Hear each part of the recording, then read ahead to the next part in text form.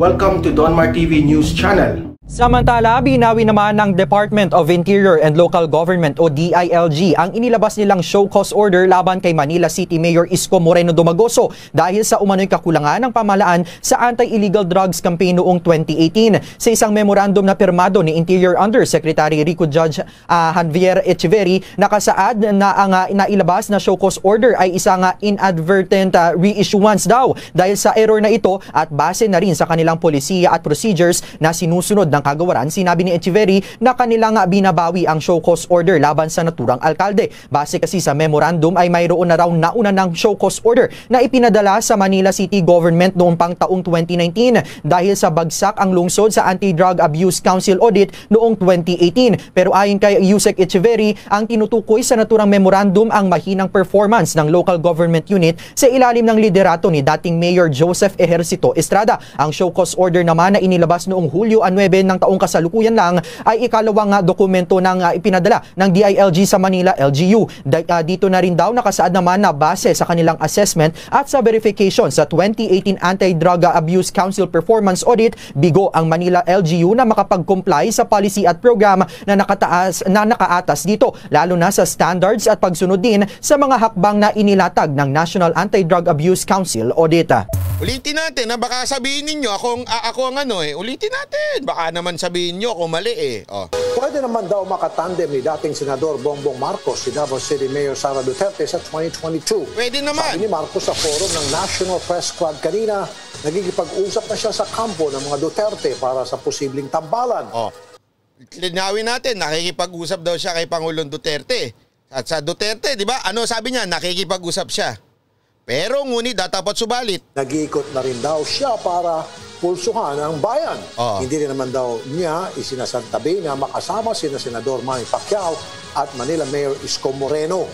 Paparealize ko lang sa inyo, anong klaseng pinaglalaban dito? Sige nga ho.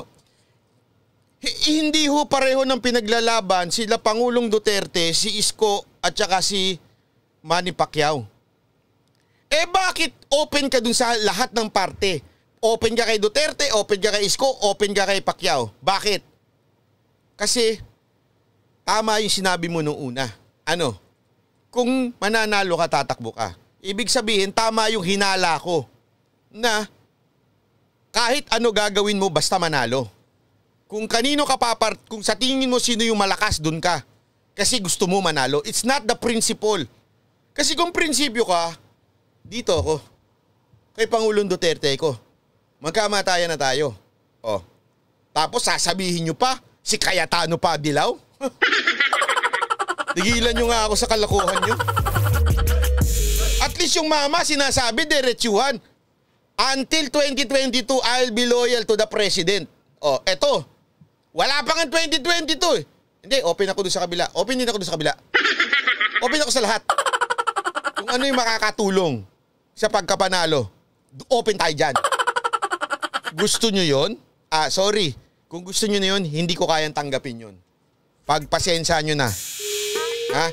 Dahil sabi ko sa inyo, pipili lang ako ng kandidato na merong paninindigan, may plano sa ating bayan, at higit sa lahat, hindi yung palipat-lipat, dito ko, dito ko, dito ko. Kung saan maganda, hindi, open ako sa lahat, basta.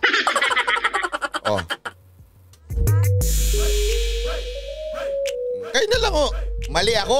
Di sige. Bahala kayo. Basta ako, Duterte supporter ako.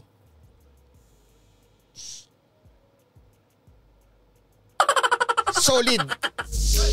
Duterte supporter ako. Basahin natin to isa.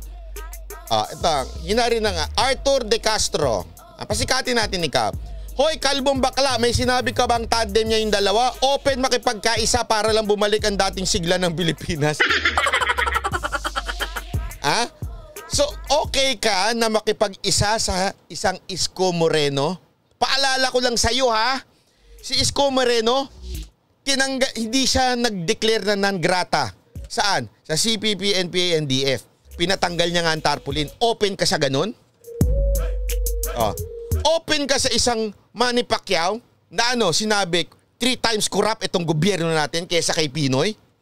Kesa kay Pinoy ha, kinumpare. Kesa kay Pinoy. Oh, open ka doon? Anong klase yun? Brad, sagot. Anong klase yun? Open ka makipagsama doon? Hindi niya pa pinipili pero I'm open. Oh. Tapos nung tinanong siya sa Go Duterte, ano sagot? Oh, makinig ka. Ito, pakinggan mo. Kung kaya mo sigmurain to, ako hindi. Kami hindi. Tanungin naman kung kakalabanin ba niya ang Go Duterte tandem, ito ang sagot. Ang tanong sa kanya, kung kakalabanin niya ba ang Go Duterte tandem? Yes or no lang yan eh. No, hindi ko kakalabanin kasi si Pangulong Duterte yan eh. Oh, Go Duterte yan eh. Team Duterte yan eh. Yes or no lang ang tasagot mo. Hindi mo masagot ng diretso. Ni Marcos. That's the thing because the only ones, the specific is PDP that are saying Go Duterte talaga ang kanilang magiging kandidato. Oh. So I don't know how firm that is. Since hindi pa sigurado kasi PDP lang daw may gusto. Because it can we still have some time for that to change. Until they announce or until it is clear what they intend to do, it's very hard to respond. Until clear daw, ang hirap mag-respond. Ako, ganito lang ako eh. Simple lang eh. Kung ako, tapat at loyal kay Pangulong Duterte, kung sino ang piliin ni Pangulong Duterte, presidente, hindi ko kakalabanin. Bakit? Tapat ako kay Pangulong Duterte. Yes or no lang yun. Go Duterte. Siyempre, pinili ni Pangulong Duterte yun, di ba? In-announce niya pa yun noon. Na pag ako tatakbo, I don't wanna be a lame vice president. So gusto ko si Go. Oh, sinabi na ni Pangulong Duterte yun. Ano sagot mo? PDP lang may gusto na eh. Ngayon, hindi pa tayo sigurado. Pag sigurado na tayo, tsaka tayo sasagot. Eh di sana ganito lang kasimple yun. Kung sino ang kalaban ni Pangulong Duterte, sinong kakampi niya, sinong kasama niya, hindi ko kakalabanin. Bakit? My loyalty is to the president. Oh.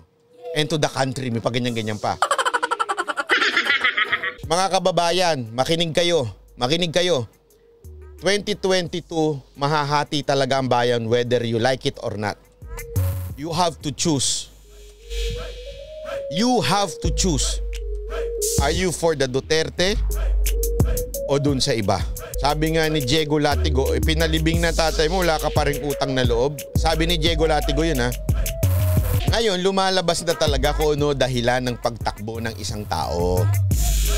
Kung hindi pa nabubuksan ng isip ninyo, isawsaw nyo sa suka, baka sakaling maging totoo.